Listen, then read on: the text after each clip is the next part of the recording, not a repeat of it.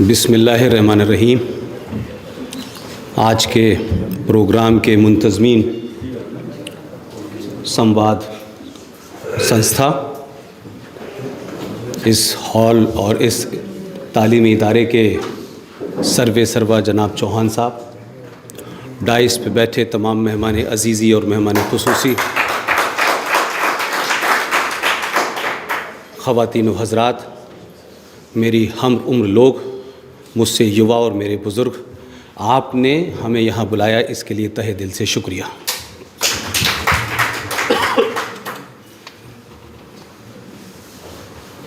मुझे लगता है कि आज का जो मौजू और जो शीर्षक या सब्जेक्ट है, उस पे काफ़ी कुछ बोला जा चुका है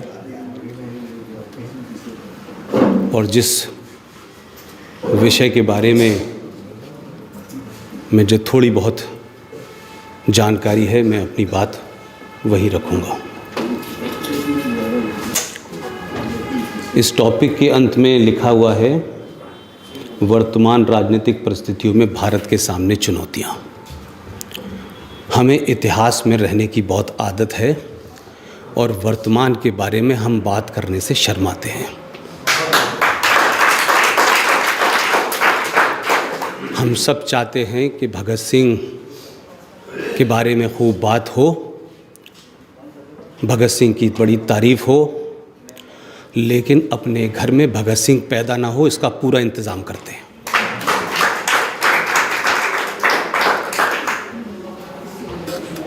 मुझे अपनी पैदाइश से लेकर के इस वक्त तक जीवन की वो सच्चाइयों से मेरा वास्ता हुआ है, लिहाजा मेरे अंदर किसी किस्म की मक्कारी, मुनाफ़क़त और हिपोक्रेसी नहीं है।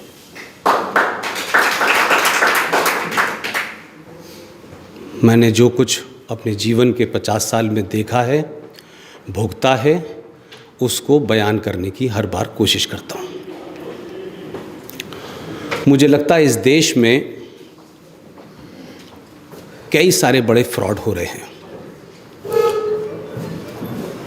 हम स्कैम की बहुत चर्चा करते हैं, कोल स्कैम, कोलगेट स्कैम, लेकिन इस देश में 70 साल से वैचारिक घोटाला हुआ है।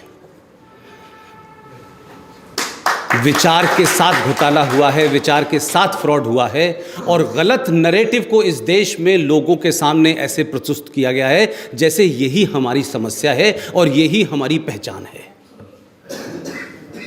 लिहाजा शब्द सेकुलर मेरे लिए हिंदुस्तान का सबसे बड़ा फ्रॉड है। मैं मानता हूं कि हिंदुस्तान में ये गंगा जमुना तहजीब का जो नारा दिया गया है, ये उससे बड़ा फ्रॉड है। और कुछ लोगों को अपनी सियासी पहचान और दुकान चलाने के लिए कुछ बातें कहने से डर लगता होगा। न मेरी कोई सियासी दुकान है, न मेरी किसी से वाबस्तगी है। मैं सिर्फ इस राष्ट्र के संदर्भ में अपनी बात कहता हूं। अगर किसी को बुरी लगती है तो 100 बार लगे।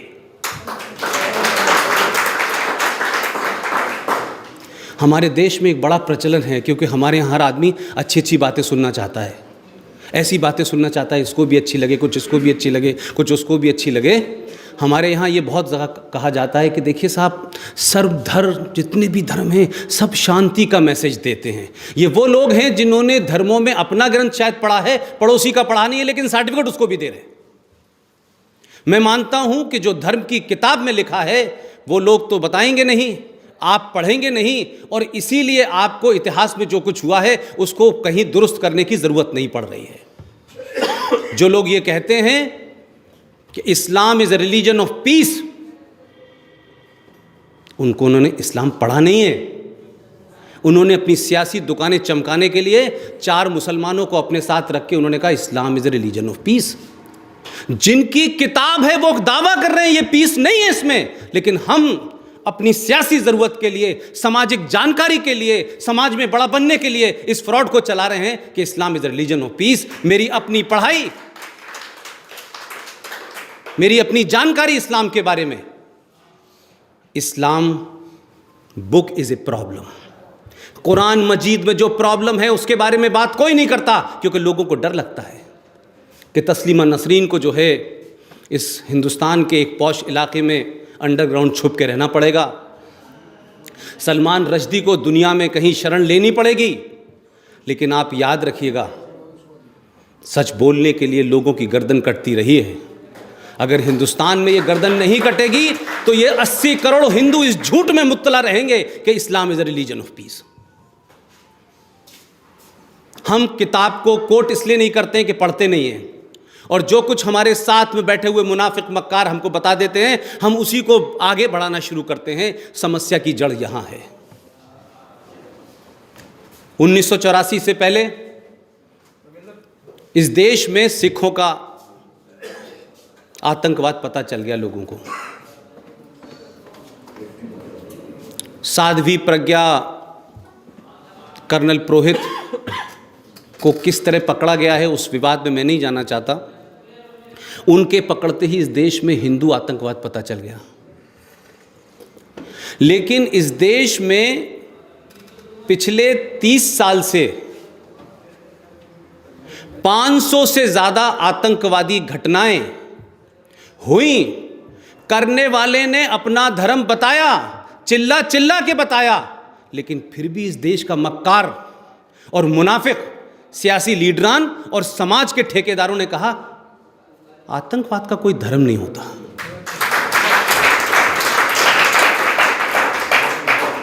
मेरा गुस्सा इस बात पे है कि जब आप यहां से उठ के जाएं और समाज में अपने आस पड़ोस के लोगों से बात करें, तो सामाजिक जीवन अपनी जगह है, लेकिन सच्चाई को आप नहीं बदल सकते। इस देश में इस्लामिक आतंकवाद पूरे चरम पर है, राजनीतिक है, सोशल है। इसके अलावा इस देश में अलग अलग तरीके से उस आतंकवाद को सुबह शाम फरोख्त किया जाता है, बढ़ाया जाता है। लेकिन उसके बाद भी हम कहते नहीं आतंकवाद का कोई धर्म नहीं होता। लेकिन सिखों का कुछ थोड़े दिन के लिए आतंकवाद हुआ था, लोगों को धर्म पता चल गया। हिंदू में 2 लोगों को पकड़ लिया, हिंदू का आतंकवाद पता चल गया। लेकिन पूरी दुनिया में फ्रांस में, लंदन में, कोई मुल्क ले लीजिए, उस धर्म में जो लोग आतंकवाद कर रहे हैं वो मारने से पहले कहते हैं ला इलाहा इल्लल्लाह मोहम्मद रसूलुल्लाह, नारे तकबीर अल्लाह अकबर। उसके बाद भी हम कहते नहीं धर्म नहीं होता साहब आतंकवाद का। ये मक्कारी जिस दिन इस देश के 80 करोड़ हिंदुओं के दिलो दिमाग से निकल जाएगी, आधी समस्या उस दिन सॉल्व हो जाएगी। हम चीजों को समझना नहीं चाहते, क्योंकि हम जब समझेंगे तो हमारे पड़ोसी नाराज हो जाएंगे, हमारे किसी से संबंध टूट जाएंगे। अगर झूठ पे बुनियादों पे संबंध रखे हैं तो न बने तो बेहतर है। और इस लड़ाई में मेरी पैदाइश अलीगढ़ मुस्लिम विश्वविद्यालय में हुई है, जहां 0% हिंदू थे। मुझसे ज्यादा किसने खोया होगा इसमें? मेरे बचपन के दोस्त, मेरी जवानी के साथी, सब नाराज हैं। अगर मैं भी सच नहीं बोलूंगा, जिस आदमी ने 5वीं क्लास तक कुरान शरीफ पढ़ लिया था, तो हिंदुओं में फिर सच बोलेगा कौन भाई? लिहाजा इस ग्रंथि से बाहर निकलिए कि हमें किसी को खुश करना है, और उसकी खुशी जब तक है तब तक ही आप महान हैं। अगर वो खुश नहीं हुआ तो हम कमनल हो जाएंगे। जिस आदमी को आरएसएस की फुल फॉर्म नहीं पता, अपने पूरे पढ़ाई के दरमियान आज कुछ सच बोलने पे कुछ लोग मुझे आरएसएस का दलाल कहते हैं, कुछ विश्व हिंदू परिषद का कहते हैं, और कोई कुल मिला के 1000-1500 गालियों से मैं हर दिन मुझे नवाजा जाता है। लेकिन मुझे इसकी कोई चिंता नहीं है मेरे भाई। मुझे अच्छा दिखना नहीं है। मेरी सारी कोशिश यह है कि जो मैं 2-3 चीज़ें आपको कहूं, उसको आप जाकर के पढ़िएगा और ये पूछिएगा अपने उन शांति प्रिय धर्म के मानने वाले लोगों से कि भाई 1400 साल के इतिहास में तुमने यहूदियों से नफरत की, यजीदियों से नफरत की, काफिरों से नफरत की, हिंदुओं से नफरत की, लेकिन ये तो बताओ कि कश्मीर से लेके कन्याकुमारी तक और अल-बगदादी जो है पूरी दुनिया में निज़ाम मुस्तफ़ा दारुल इस्लाम जो कायम करना चाहता है, ज़रा ये तो पूछो उन लोगों से कि भाई जिन यहूदियों ने, जिन काफिरों ने, जिन यजीदियों ने, जिससे तुम्हें नफ़रत है, जिसके ख़िलाफ़ तुम अपना इस्लाम का झंडा बुलंद करना चाहते हो, इस्लाम की हुकूमत नाफिज करना चाहते हो, 1400 साल में न तुमने कोई बंदूक बनाई है, न कागज़ बनाया है, न पेन बनाया है, न कपड़ा बनाया है। बेशर्मों, ज़रा ये तो सोचो कि अगर यहूदी की गन न हो तुम्हारे हाथ में, काफिर का बनाया हुआ कागज़ न हो, इटली की इंक ना हो, तो तुम्हारा कुरान शरीफ भी जो है एक काफिर के बनाए कागज पे छप रहा है। तुम किससे लड़ने की बात कर रहे हो भाई? जिस AK-56 को लेकर तुम खड़े हुए हो वो भी यहूदी की बनी हुई है, तुम उन्हीं के खिलाफ जंग करना चाहते हो। ये तो बताओ 1400 साल में तुमने क्या ईजाद किया, इस दुनिया को क्या दिया, इस दुनिया के सिविलाइजेशन को तुमने क्या दिया? एक ऐसी बात बता दें जिससे लगे हां हमको फक्र हो कि साहब इस कौम ने भी कुछ दिया है। आपने क्या दिया है? आप जहां रहते हैं आप उसी में छेद करते हैं, जो आपको शरण देता है उसी को आप मारते हैं। और जिन लोगों ने अभी किसी वक्ता ने यह कहा कि मुसलमान जो कुछ हैं वो ख़राब हैं और अच्छे हैं, ये कोई आम का अचार नहीं कि कुछ अच्छा है कुछ बुरा है। अचार या तो पूरा ख़राब होता है या पूरा अच्छा होता है, ये कुछ नहीं है। नहीं, वो आपके लिए नहीं है। मेरा कहना यह है कि क्या कोई दुनिया का मुसलमान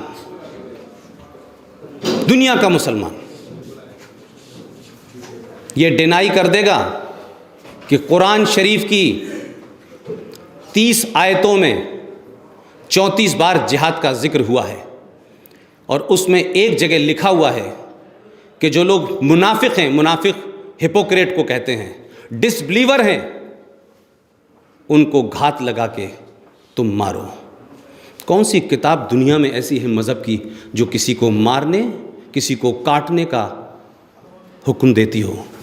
जब किताब के अंदर प्रॉब्लम है और उस किताब को कोई डिनाई नहीं करना चाहता, उस किताब में 1400 साल से जो ज़ेर ज़बर है, नुक्ता है, ऊपर है, नीचे है, जब उसको नहीं बदला जा सकता, तो आप चाहते हैं कि उसको पढ़ने वाले लोग क्या गीता का भजन करेंगे? वो जो लिखा है वही कर रहे हैं। लिहाजा वो तो ट्रू मैं फॉलोअर मानता हूं कि मुसलमान वही कर रहा है जो उसको पढ़ा है, जो उसकी किताब में है। आप कंफ्यूजन में है भाई, तो आप अपनी कंफ्यूजन है उसके लिए उसको क्यों दोष दे रहे भाई? उसका फंडा क्लियर है, उसने नहीं कहीं कुछ कहा। पहला कलमा तैयब तैयब पाने पाक ला इलाहा इल्लल्लाह मोहम्मद रसूलुल्लाह। मेरे मोहम्मद और अल्लाह के सिवा कोई दूसरा इबादत के लायक नहीं है। ये पहला कलमा जो कुरान शरीफ खोलते ही पढ़ते हैं उसका तर्जुमा है। आपका एग्जिस्टेंस कहाँ है? उसने साफ कर दिया कि मेरे रसूल मोहम्मद और अल्लाह की अलावा किसी की इबादत जायज़ ही नहीं है। तो वो गणेश जी की मूर्ति वालों को पूजेगा क्या? उसकी किताब का डायरेक्शन है, ये मेरा डायरेक्शन नहीं है। लिहाजा जो लोग कहते हैं कि पहले खलीफा अबू बकर, मोहम्मद की तीसरी शादी जिस मोहतरमा से हुई थी उनका नाम था आयशा, उनकी उम्र 7 साल थी, 6 साल थी, इस पे डिबेट है, लेकिन अगर मैं 7 साल भी मान लूँ, उनके वालिद साहब पिताजी ज़िंदा थे और जो पहले खलीफा बने वो आयशा के अब्बा थे, उनका नाम था अबू बकर। ज़रा पूछिए शांति प्रिय इस धर्म के मानने वालों से कि मोहम्मद साहब की पहली पत्नी खतीजा से जो पैदा हुई थी लड़की, उसका नाम था फ़ातिमा। फ़ातिमा के शौहर और फ़ातिमा के हस्बैंड अली, जब फजर की नमाज जो 4:30 बजे पढ़ी जाती है, उस सजदे में जब वो था तो उसका कत्ल किसने किया था? रामलाल ने, श्यामलाल ने, RSS ने, विश्व हिंदू परिषद ने, किसने किया था? कौन लोग थे और किस लिए किया था? और यकीन मानिए कि जितने भी खलीफा हुए सबका कत्ल हुआ। उनके नवासे को कमरे में बंद करके मार दिया गया। कौन लोग थे भाई? जंगे बद्र में 10 लाख लोगों का कत्ल हुआ, वो कौन लोग थे? हमसे आपका तो कोई झगड़ा ही नहीं था भाई, हम तो थे ही नहीं वहाँ पर। हमारा तो जाना आज भी वहाँ मना है। जिनकी बुनियाद इस पे रखी गई हो वो पूरी दुनिया में इस फ्रॉड को और इस झूठ को फैलाने में कामयाब हो गए कि देखिए साहब, इस्लाम इज़ रिलीजन ऑफ पीस। और वो समझे या नहीं समझे, लेकिन आपको ज़रूर समझा दिया है। और इस गलत फहमी में सन 1947 में आपने पीस देखी कि इस देश के 2 पीस हो गए। हमारी समझ में नहीं आया।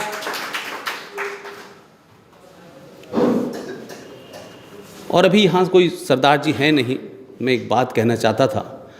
देखिए, कुछ बातों के लिए अगर हमें अपने पे शर्म करनी पड़े तो हमें करनी चाहिए।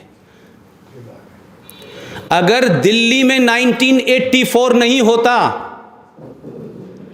तो जम्मू कश्मीर में 1990 कभी नहीं हो सकता था। बड़े इतिहास में भी कुछ लोगों ने रेफरेंस दिया कि जब कश्मीरी पंडितों के ऊपर मामला आया तो सिख गए थे। 1990 करने वालों की हिम्मत इसलिए बढ़ गई थी कि जिन्होंने हिंदू धर्म के लिए अपने घर से एक पुत्र दिया था, जिन्होंने उसको योद्धा बनाया था, उसके साथ आपने 1984 में क्या किया? इसलिए उनको शय मिली। और आपको जानकर पता नहीं ताज्जुब होगा या नहीं होगा, क्योंकि कोई सियासी लीडर नहीं बताएगा आपको। ये सियासत इस पार्टी की हो, उस पार्टी की हो, सब समय पूरा करना चाहते हैं अपना कुर्सी पे। इसलिए अभी चौहान साहब ने शायद धारा 370 की बात कुछ कही थी।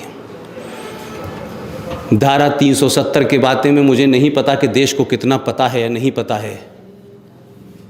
अगर पता होता तो धारा 370 आज से 6 महीने पहले दफन हो चुकी है, जिसका इल्म आपको इसलिए नहीं है कि इस देश में मीडिया के पीछे काम करने वाले लोग सबने कहा ये खबर जो है वर्तमान इस्टेब्लिशमेंट के लिए एक ख़तरा हो सकती है, इसलिए जन तक न पहुँचे। ये खबर छपी ही नहीं।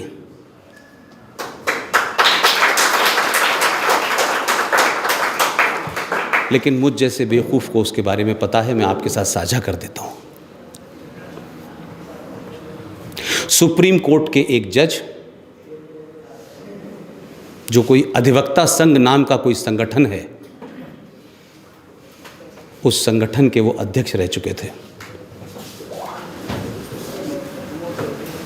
उनके ज़ेरे गौर जब 370 6 महीने पहले सुप्रीम कोर्ट में आई तो 3 जजेस की बेंच ने मात्र आधे घंटे में फाइनल ऑर्डर लिखा और कहा कि धारा 370 से संवैधानिक तौर पे कोई छेड़छाड़ नहीं हो सकती, लिहाजा matter is close forever, sign करके जजमेंट देके चले गए।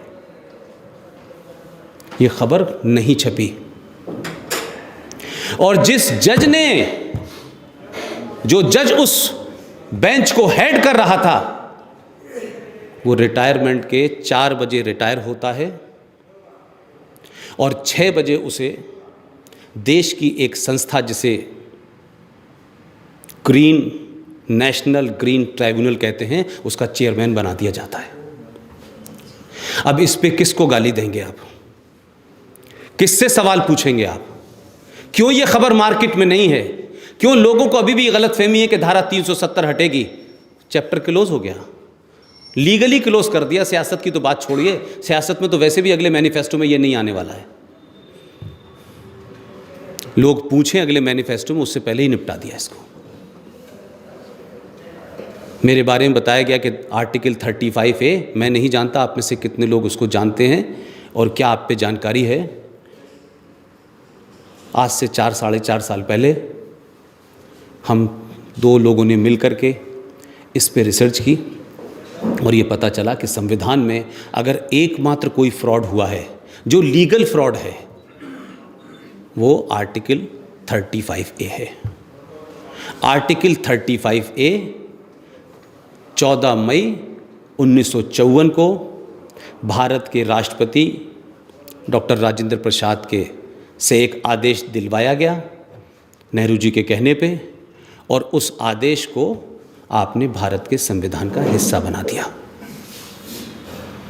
और चोरी और मक्कारी और मुनाफत आपने इस लेवल की कि आर्टिकल 35A को किसी को पता न चले। तो आपने क्या किया कि संविधान की एक ऑफिशियल कॉपी में तो धारा 35A नज़र आती है, फिर 5 को छोड़ के 6 में नज़र आती है, और धारा 35A को जहां लिखा जाना चाहिए था वहां से 5 पन्ने आगे जाके लगा दिया, किसी को पता ही नहीं चला। अब आप कहेंगे कि आर्टिकल 35A क्या है? आर्टिकल 35A जम्मू कश्मीर राज्य की सरकार को इस बात की ताकत देती है कि वो जिसको चाहे नागरिकता दे, जिसको चाहे नागरिकता न दे। आर्टिकल 35A हिंदुस्तान के लोगों को कश्मीर में ज़मीन खरीदने से रोकती है, व्यापार करने से रोकती है। वहाँ की लड़की, जम्मू कश्मीर की लड़की अगर देश के किसी लड़के से शादी कर ले तो उसके प्रॉपर्टी राइट को समाप्त कर देती है। आर्टिकल 35A 1947 1946 में भारत विभाजन के समय जो करीब 5 - 5 हजार परिवार आए थे, जिनकी गिनती आज 7.5 लाख है, उसमें 80% SC और ST हैं, जो पाकिस्तान के कब्जे वाले कश्मीर से जब भाग के आए थे वो कश्मीर में रह रहे हैं। लेकिन वो भाग के 47-48 में आए थे। कानून 1954 में बना और उस 1954 के बने कानून में एक और जो मक्कारी की गई वो कमाल की है। वो ये कही गई कि कानून तो आपने 1984 14 मई को बना दिया, लेकिन हम इसे लागू 1944 से करेंगे। कि 1944 से पहले जब भारत गुलाम था, कमाल की बात देखिए, धारा बन रही है 1954 में आजाद भारत में, और उसकी डेडलाइन ली जा रही है गुलाम जब भारत था। कमाल के लोग थे भाई। 1944 से उसकी कट लाइन इसलिए डाली, ये कंफ्यूजन में कोई नहीं छोड़ूंगा, इस बारे में आपको क्लियर करके जाऊंगा। 1944 उसकी कट लाइन इसलिए बनाई गई कि 1944 से पहले तक जिस मुसलमान को कश्मीर आना था वो आ चुका था।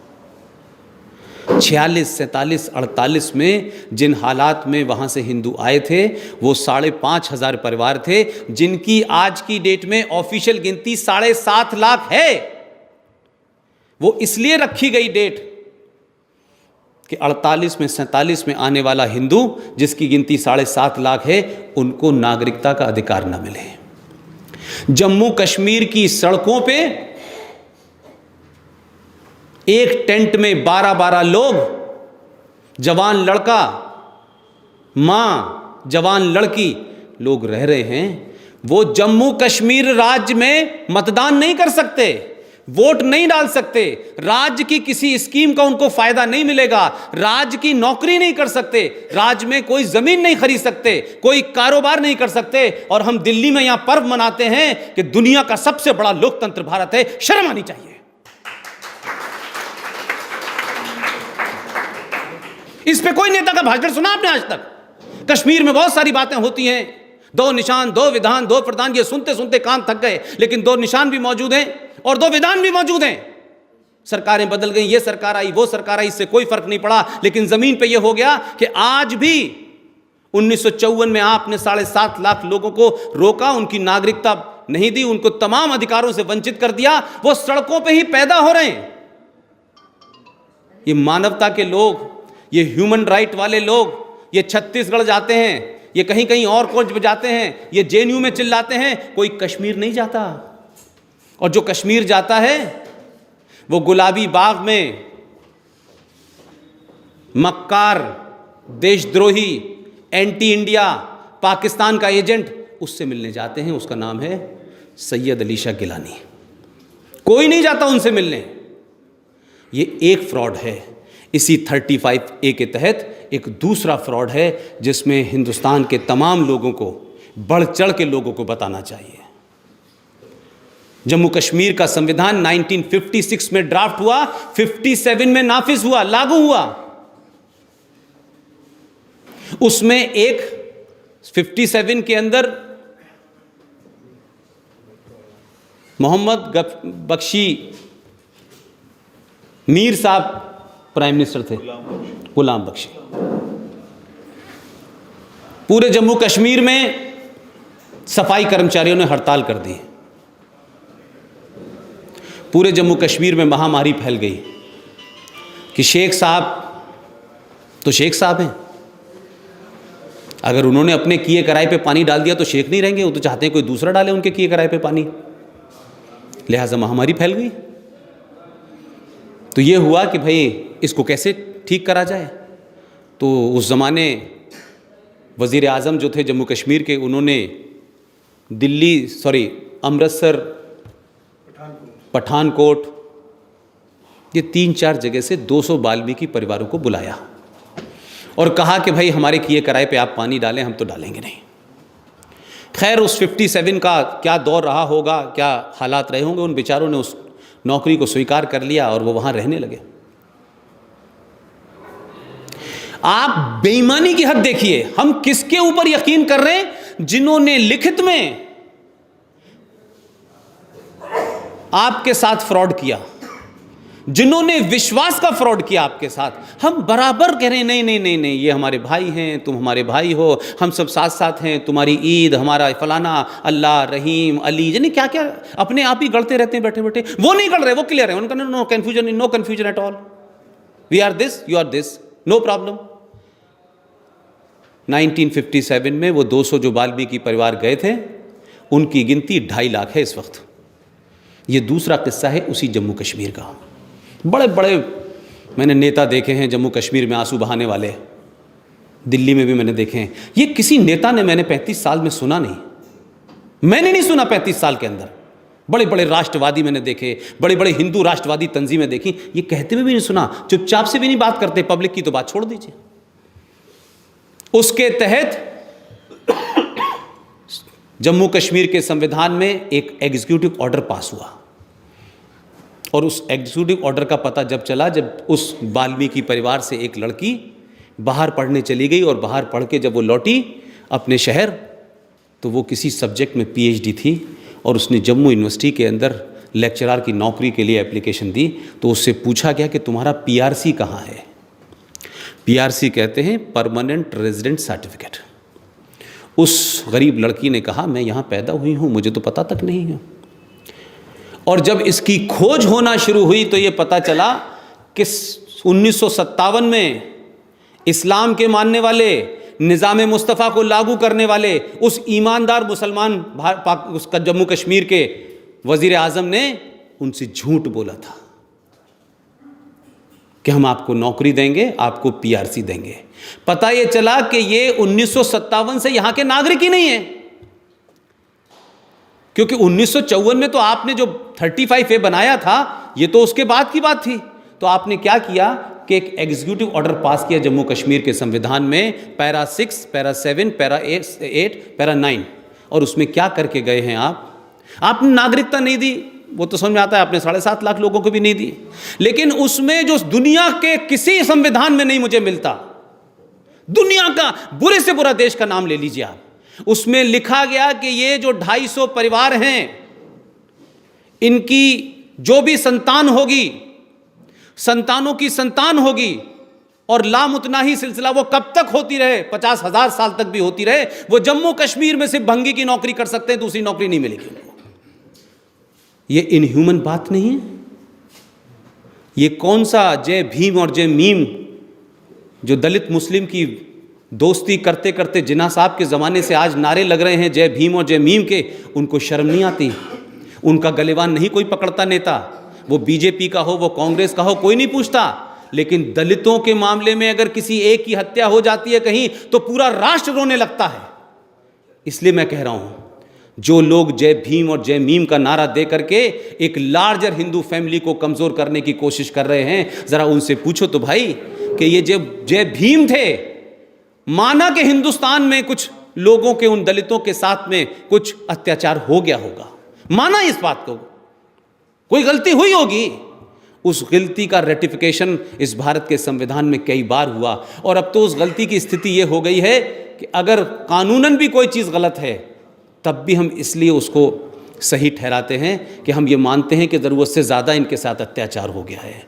लेकिन जो यहाँ से ले गए थे एक आदमी को बंगाल से पाकिस्तान का पहला लॉ मिनिस्टर बनाने के लिए, ये कहते हुए कि दलितों को हम बहुत सम्मान देते हैं और आप दलित हैं और आपकी भी हालत वही है जो हमारी है। इस ब्राह्मण ने आपके साथ भी धोखा किया है, हमारे साथ भी धोखा किया है। वो जोगेंद्र नाथ मंडल पाकिस्तान का लॉ मिनिस्टर बना, वहाँ का संविधान बनाया और उसके बाद उसको पता चला कि जो 12% दलित पाकिस्तान में थे, हर रोज़ तीसरे दिन वहाँ एक दलित लड़की के साथ रेप होता था।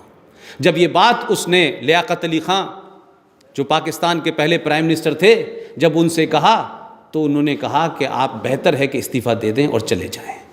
ये उस दलित को झटका जब लगा जो यहाँ से बड़ा तामझाम लेकर के गए थे कि हम दलितों की जो है दोस्ती दिखाएंगे। वो हिंदुस्तान लौटा और किस गुमनामी में वो डेथ हो गई उसकी किसी को पता नहीं चला।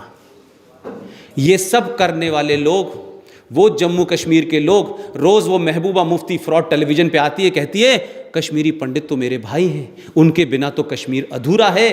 तो मैडम तुम कहाँ मर गई थी 1990 में, जब तुम्हारे वालिद साहब देश के गृह मंत्री थे? उसी वक्त ये कांड हुआ था।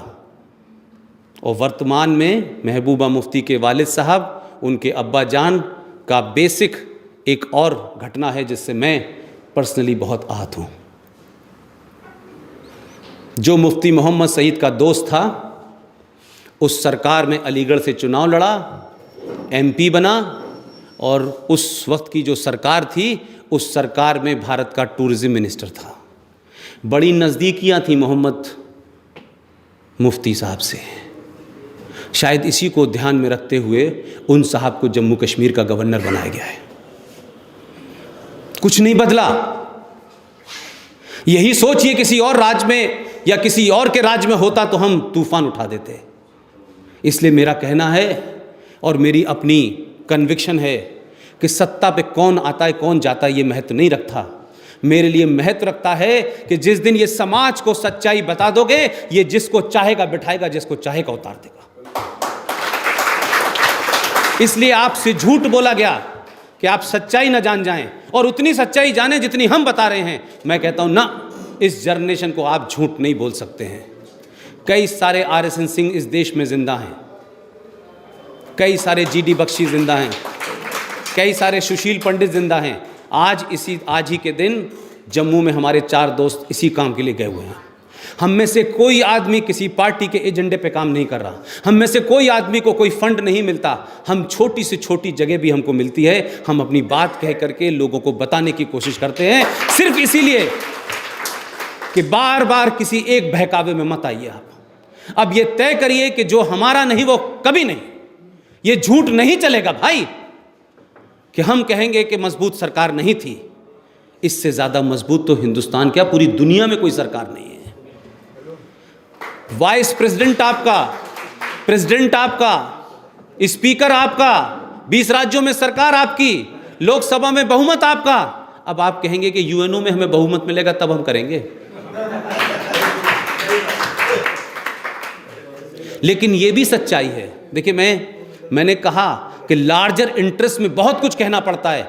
मैं इस सब के बावजूद कहूँगा, इस सब के बावजूद भी मैं ये कहूँगा कि ये जो मोमेंटम आपने 2014 में बनाया था और जो कुछ आपने रिजल्ट दिए थे, इस रिजल्ट से 2 चीज़ें साफ निकलती हैं। मैं कोई पॉलिटिकल आदमी नहीं हूँ। 2014 से सत्ता में जो आए वो तो ठीक है, किसी को तो आना था। 2014 के रिजल्ट से शांति प्रिय धर्म के लोगों में दहशत बैठ गई है।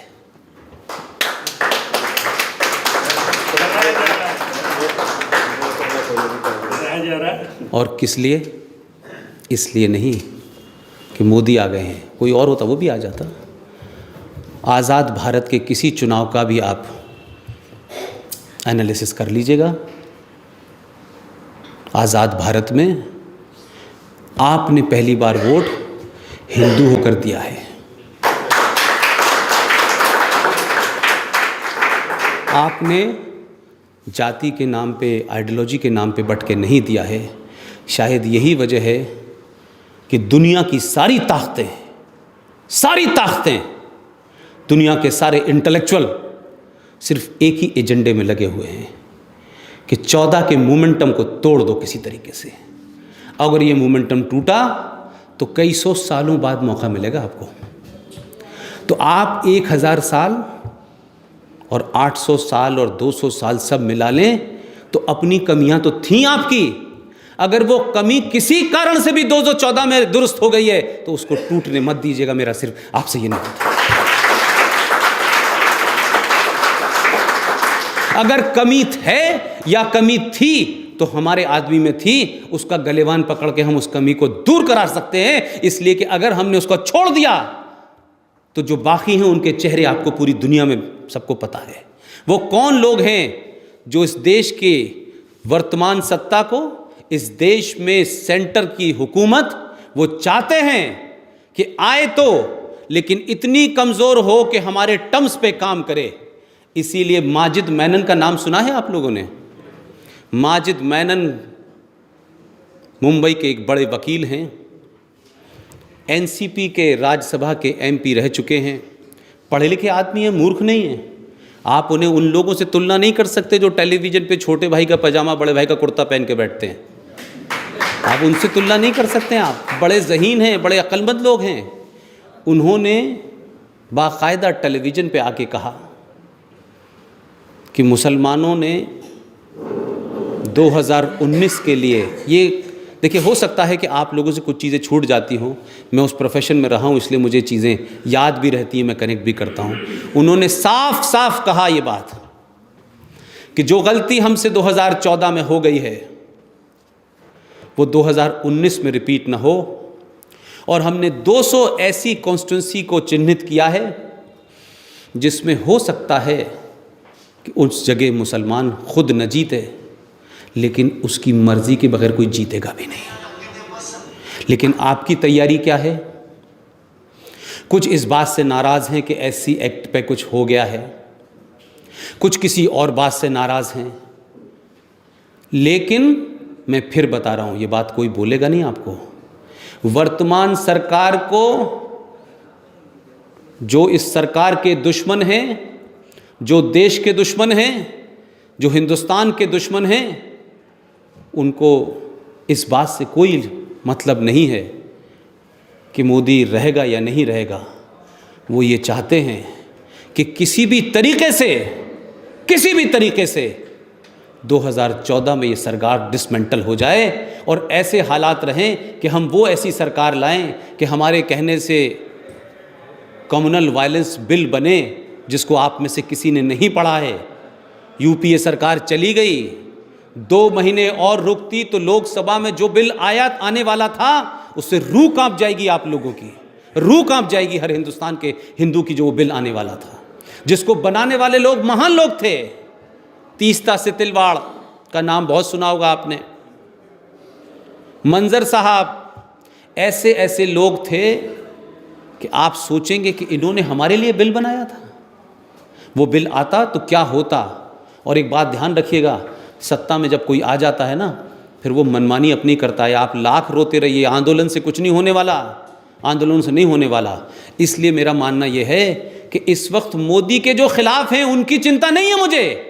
जो मोदी की सपोर्ट में खड़े हैं उनसे मेरी दरख्वास्त है कि नाराज़गी रखो, लेकिन इस हद तक न रखो कि अपनी चीज़ खो बैठो।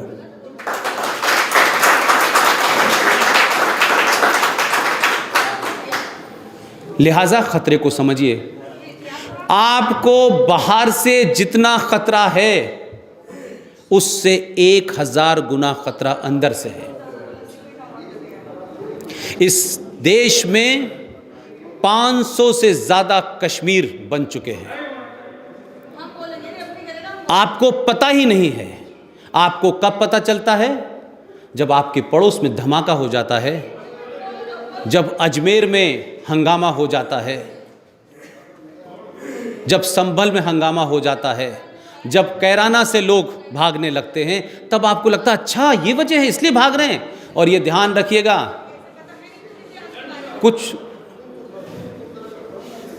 कुछ लोगों के पास भागने की कुछ जगह होगी, लेकिन ये ध्यान रखिएगा आपके पास दूसरी जगह नहीं है। आपके पास दूसरी जगह नहीं है सर। जो म्यांमार से भागता है वो भी यहाँ आता है, जो पाकिस्तान से भागता है वो भी यहाँ आता है, जो बांग्लादेश से भागता है वो भी यहाँ आता है। तो आपके पूर्व में 17 करोड़ लोग, पश्चिम में 20 करोड़ लोग और इस देश के अंदर कुल मिलाकर के 23 करोड़ लोग। आप छोटे मोटे ख़तरे से नहीं घिरे हुए हैं। और जो लोग टेलीविज़न पे आकर के औरंगज़ेब को कहते हैं कि वो वली अल्लाह था, उसने भारत को ये दिया, आप सोचिए कि वो जो लोग अभी चंद दिन पुराने इतिहास को गुमराह करके टेलीविज़न पे झूठ बोलने की हिम्मत रखते हैं, तो ज़रा सोचिए, उनकी ताकत का अंदाज़ा लीजिए, उनकी एरोगेंस का अंदाज़ा देखिए कि वो किस तरीके से लगातार उन चीज़ों को जिन्होंने इस देश को नुकसान पहुंचाया है, जिन्होंने इस देश को लूटा है। अभी तमाम सारे वक्ताओं ने औरंगज़ेब की तारीफ में बड़े बातें कही, क्या क्या किया है। तो ये औरंगज़ेब की रोड को हटाने के लिए भारतीय जनता पार्टी सरकार के आने का इंतजार कर रहा था ये समाज। क्या बाबरी मस्जिद को आपने सुप्रीम कोर्ट से पूछ के तोड़ा था? क्योंकि सुप्रीम कोर्ट ने कहा कि हमारी प्रायोरिटी में नहीं है। लेकिन आज ही के अखबार की एक हेडिंग है, आपको शर्म आ जाएगी। सुप्रीम कोर्ट ने कहा कि राम मंदिर हमारी प्रायोरिटी में नहीं है। लेकिन सुप्रीम कोर्ट की प्रायोरिटी में क्या है? एक अल्तमश कबीर नाम का चीफ जस्टिस हुआ करते थे, वो रिटायर हो गए। अल्तमश कबीर साहब जिस दिन रिटायर हो रहे थे, ये मैं नहीं कह रहा, ये सब लिखित में मौजूद है, जिस दिन वो रिटायर हो रहे थे 2 बड़े फैसले दे के गए। एक फैसला MBBS से रिलेटेड था और एक दूसरा फैसला था बॉम्बे में बार डांसर का, चौहान साहब। दोनों फैसले 4:15 बजे उन्होंने लिखे, 6 बजे वो रिटायर हुए और वो फैसला दे गए। वर्तमान सुप्रीम कोर्ट ने समय की प्रायोरिटी और इशू की प्रायोरिटी देखिए कि इस देश का 80 करोड़ हिंदू कहां खड़ा है, उसकी औकात क्या है। कल फैसला आया है, सुप्रीम कोर्ट कहती है बार डांसर तो ठीक है लेकिन बगैर शराब के मजा नहीं आता, लिहाजा बार डांसर के साथ साथ शराब भी बिकनी चाहिए। ये सुप्रीम कोर्ट का कल ऑर्डर आया है और उसकी हेडिंग है dance bar without liquor is absurd, supreme court said. ये इस देश की सुप्रीम कोर्ट की प्रायोरिटी है my dear sir. Supreme court की प्रायोरिटी धारा 377 है, देश टूटा जा रहा था। सुप्रीम कोर्ट की प्रायोरिटी है कि मुंबई में दही हांडी की लंबाई कितनी ऊंची और कितनी नीचे होनी चाहिए, महाकाल में पानी कितना चढ़ना चाहिए, ये सुप्रीम कोर्ट की प्रायोरिटी है। आपकी 80 करोड़ जनता की क्या औकात है भाई? आप चिल्लाते रहिए, कहते रहिए, गाली दे दीजिए, कोई फर्क नहीं पड़ने वाला है। और जो लोग कंटेम्प्ट ऑफ कोर्ट की बात करते हैं, इसी जिन जजेस की बात, जिस रेफरेंस नक्सल की बात कह रहे थे, एक महिला वकील, मुझे ये बात इसलिए मैं कह रहा हूं कि अभी बीच में बड़ा मी टू नाम का कोई कैंपेन चल रहा था, ठीक है, बस ओके। एक महिला वकील जिन्होंने भारत के चीफ जस्टिस को उसकी बेंच के सामने सुनवाई होते हुए सिर्फ अंग्रेजी में गालियां ही नहीं दी, यानी क्या क्या कहा उन्होंने। वो महिला वकील भी कहती है कि मेरे साथ सुप्रीम कोर्ट के गलियारे में मेरा यौन शोषण हुआ था। तो 74 साल की उम्र में याद आया कि 26 साल में क्या हुआ था। तो फिर किस बात की वकील थी आप? आप जैसे लोग जब अपने आप को कोई जस्टिस नहीं करा सकते तो दुनिया के साथ आप क्या जस्टिस करेंगे?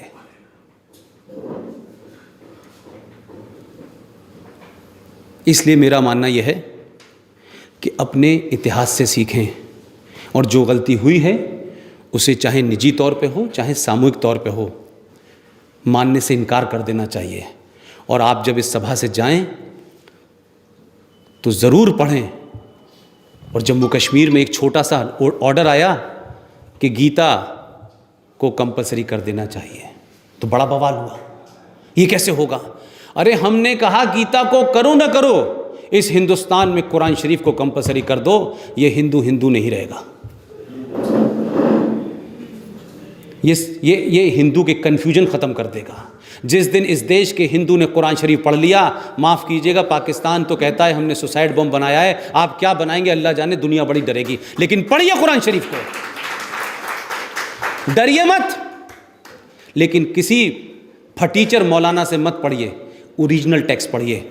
मेरे पास सारे ओरिजिनल टेक्स्ट के पॉइंट हैं, इसलिए टेलीविज़न पे बोलने, बाहर बोलने के बाद कोई फतवा जारी नहीं करता है मेरे खिलाफ। मुझे गालियाँ तो दे देते हैं, यूट्यूब के ऊपर बहुत देते हैं गालियाँ, और नई नई गालियाँ ईजाद भी करते रहते हैं, तो कोई प्रॉब्लम नहीं है, I welcome all of them. लेकिन मैंने जब एक बार ये कहा कि भाई अल्लाह का मानना है, अल्लाह के मानने वालों का है, रब्बुल आलमीन, रब्बुल आलमीन का मतलब होता है ये पूरी सृष्टि को कोई ताकत चला रही है हिंदी में, और उसकी मर्जी के बगैर न आप सांस ले सकते, न मैं सांस ले सकता, न पत्ता हिल सकता, न हवा हिल सकती, न सूरज निकल सकता, दुनिया में कुछ नहीं हो सकता। मैं इसका बिलीवर हूं, होता है। मैंने उनसे बनारस में पूछा तो कुछ लोग नाराज हो गए। मैंने बनारस में उनसे पूछा कि जिस रब्बुल आलमीन ये कायनात को चला रहा है, इस ब्रह्मांड को चला रहा है, इस यूनिवर्स को चला रहा है भाई, तो उसी रब्बुल आलमीन ने मोदी को भेजा है, उसी ने योगी को भेजा है, तो फिर तुम कौन हो उसका विरोध करने वाले? वो चाहेगा तो मोदी रहेगा, वो चाहेगा तो मोदी नहीं रहेगा। तो लोगों ने मुझे गाली लिखते हुए कहा, ये तो तुम सही कह रहा है तू कि रब्बुल आलमीन मोदी को भेजा है, लेकिन साले 2019 में वो नहीं रहेगा। मैंने कहा उसकी मर्जी होगी तब होगा, ये तुम्हारी मर्जी से नहीं होगा भाई।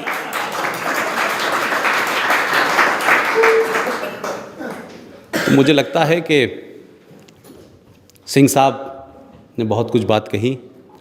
मेरा ये अपना टॉपिक है, मैं इस बारे में जैसे आपके सामने बोला वैसे ही देश के सामने बोल रहा हूँ, और सिर्फ मेरा एक ही ख्वाब है कि हर हिंदू को ये समझ में आ जाए, किसी की इज्जत करना, किसी से दोस्ती करना दो अलग बात है। मेरी अपना फ़लसफ़ा ये कहता है, जो मैं पिछले 30 साल से कह रहा हूँ, लेकिन होता यह है कि जब कोई छोटा आदमी कहता है तो लोग उसकी बात को तवज्जो नहीं देते, लेकिन जब अमेरिका के डिफेंस सेक्रेटरी ने कहा तो हो सकता है कुछ लोगों ने ध्यान दिया हो।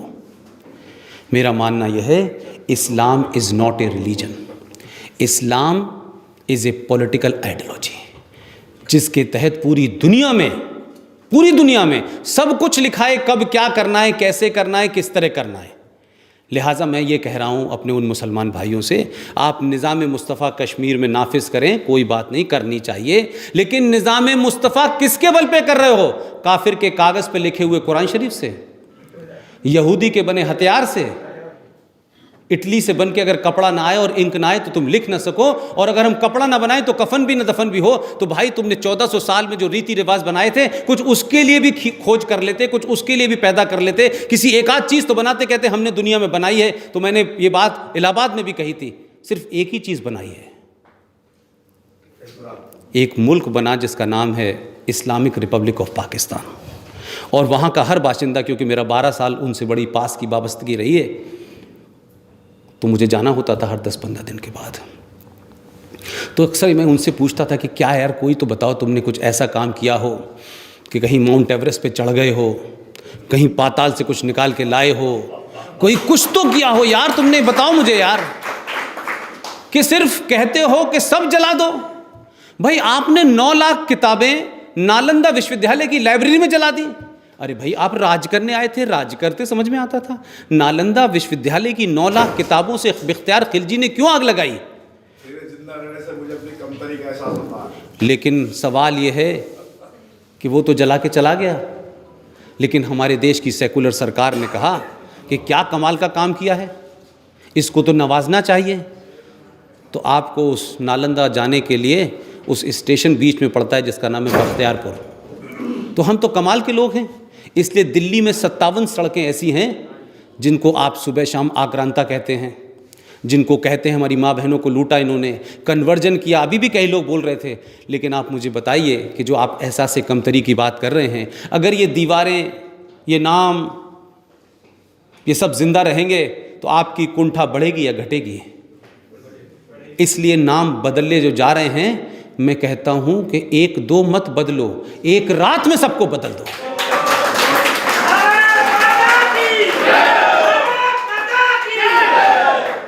और डरने की ज़रूरत नहीं है किसी को भी।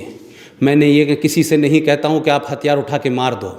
मैं ये ज़रूर चाहता हूँ हिंदुओं से कि तर्क, आपका लॉजिक, आपका आर्गुमेंट इतना मजबूत होना चाहिए कि सामने वाले को AK-56 से तेज लगे आपको। मेरी जो छोटी सी कोशिश है, मैं उस कोशिश के तहत हर युवा से कहता हूं कि तमाम सब कुछ करो, लेकिन तुम क्या थे? तुम 5000 साल की लिखित की जो तुम्हारी सभ्यता है, कभी उस पे गर्व तो करो कि तुम 5000 साल तक क्यों थे। जो 1400 साल जिनकी पहले एक एंटरप्राइज शुरू हुआ था, उनका अगर आज 2018 से पीछे चले जाएं, 1000 साल तक सिवाय लूट, आपसी मारकाट के अलावा उनका 1000 साल का इतिहास आप चले जाएं। ये महमूद गजनबी जब आया था तो ये मुल्तान के अंदर इस्माइली मुसलमानों को मार रहा था। मैं तो मोहम्मद साहब के देहांत और उनके रहते हुए से शुरू करता हूं और आज अल बगदादी तक आता हूं और मैं कहता हूं कि जो अबू बकर से मज़हब शुरू हुआ था, अबू बकर जो खलीफा थे, मैं तो कहता हूं वो सही कहता है अल बगदादी कि मैं इनका खलीफा हूं, यही चेहरा है इस्लाम का, लेकिन आप मानने को तैयार नहीं है। जो शुरू हुआ था इस्लाम अबू बकर से, वो लेकर के आज की डेट तक जो चल रहा है वो वही चेहरा है। यह पहले भी होता था, अब भी होता है, अब आधुनिक तौर पे हो रहा है, तो आपको लगता है ऐसा नहीं है। ऐसा ही था, ऐसा ही लिखा है। यह दुनिया का पहला धर्म है जो कहता है कि लूटो, और लूट में औरतें भी अगर लूट ली जाएं तो 5 औरतें सरदार के पास जाएंगी। ये कोई धर्म कह सकता है? ये युद्ध में तो हो सकता है भाई, कोई दुनिया की किताब कह सकती है। और जब आप ये कहेंगे कि ये जो धर्म ग्रंथ जिसको तुम बता रहे हो सुबह से लेकर शाम तक, और तुम कहते हो कि साहब ये इसमें नहीं, इसमें तो बड़ा भाईचारा लिखा है, तो एक फ्रॉड था कि साहब ये कहा गया कि साहब 4 शादी क्यों करते हैं मुसलमान। तो उसमें बातचीत हुई, तो जो हमको तीसरी क्लास में पढ़ाया गया कि तो कहा गया कि साहब इसलिए करते हैं शादी कि इस्लाम के दौर में बहुत सारी जंगें होती थी, युद्ध होते थे, तो युवा बेचारे मर्द मारे जाते थे, तो औरतें, यंग औरतें विधवा हो जाती थीं। तो वो यंग औरतों को एक शेल्टर देने के लिए कि जो संपन्न लोग हैं वो उन लोगों को शादी के नाम पे अपने घर में रख लें और समाज में कोई बुरा काम ना हो, समाज में कोई बुरी प्रवृत्ति ना हो, इसलिए वो रख लेते थे। जिस दिन मैंने ये सवाल पूछा उस दिन से मुझे इस जवाब देने वाले कोई मिल नहीं रहा है। मैंने एक सवाल उनसे पूछा कि मुझे ये तो समझ में आता है कि जब मोहम्मद साहब की उम्र मात्र 24 साल थी, तो जब उन्होंने पहली शादी खतीजा से की उस वक्त उनकी उम्र कोई 42 साल की थी, 44 साल की थी। यहाँ तक तो समझ में आता है। दूसरी शादी की उन्होंने, ये तीसरी शादी आयशा जिसकी उम्र 7 साल थी और ख़ुद मोहम्मद साहब 54 साल के थे। तो मुझे ये समझ नहीं आया कि 7 साल की लड़की को क्या शेल्टर देना था आपको, और उसका तो बाप जिंदा था। तो भाई जब बाप जिंदा था तो आप क्या कर रहे थे? और आपको शेल्टर देना ही लग रहा था, तो फिर आप कहते मेरी बेटी है। 7 साल की लड़की को बेटी भी बना सकते थे, निकाह करना जरूरी था। तो पता ही चला कि सिलसिला 14 पे जाके रुका। तो जब आप सवाल पूछेंगे तो जैसे मेरे वो दोस्त नहीं मिल रहे ना जिन्होंने मुझे कहानी सुनाई थी कि 4 शादियां हम लोग इसलिए करते थे, इसलिए जायज़ हैं, तो फिर वो 13 का जवाब नहीं दे पाए, 7 साल का जवाब नहीं दे पाए। इसी तरीके से आपके बहुत सारे दोस्त जो पिछले कई 100 सालों से मजाक उड़ा रहे हैं हिंदू धर्म का, अजीब टाइप का मुल्क है यार, तुम गणेश जी को पूछते हो, इसको पूछते हो, उसको पूछते हो। मुझे समझ नहीं आया कि कहते हैं कि जब नमाज पढ़ी जाती है तो आप दुनिया के किसी छोर में हो, आपका मुंह जो है वो काबे की तरफ होना चाहिए। अब ये जब नियम बनाया गया था, वो लोग ये कहते हैं कुरान मजीद के मुताबिक दुनिया जो है, ज़मीन जो है वो चपटी है, लेकिन बाद में पता चला गोल है, तो अब समस्या क्रिएट हो गई। तो अब जो इधर से देख के काबे में नमाज पढ़ रहा है वो कहीं और पढ़ रहा है, वो कहीं और पढ़ रहा है। तो काबे की तरफ पूरी दुनिया में मुंह ही किसी का नहीं है, कोई किसी के पीछे खड़े होकर पढ़ रहा है, कोई किसी के आगे खड़े होकर पढ़ रहा है। और अल्लाह के फजल से एक मेंबर ऑफ पार्लियामेंट है, हमारे दोस्त हैं, उर्दू का अखबार निकालते हैं, मुनाफिक हैं। उन्होंने तो कमाल की बात मुझे बताई जो मुझे नहीं पता थी कि साल में एक बार काबा जो है उसमें पूरी दुनिया के चंद ही लोगों को, चौहान साहब, ये शर्फ हासिल होता है कि वो काबे के ऊपर खड़े होकर नमाज पढ़े। तो मैंने, वो भी पढ़ के आए थे, तो मैंने कहा तब मुंह किधर था आपका? तो सवाल यह है कि देखिए, आप डरिए मत।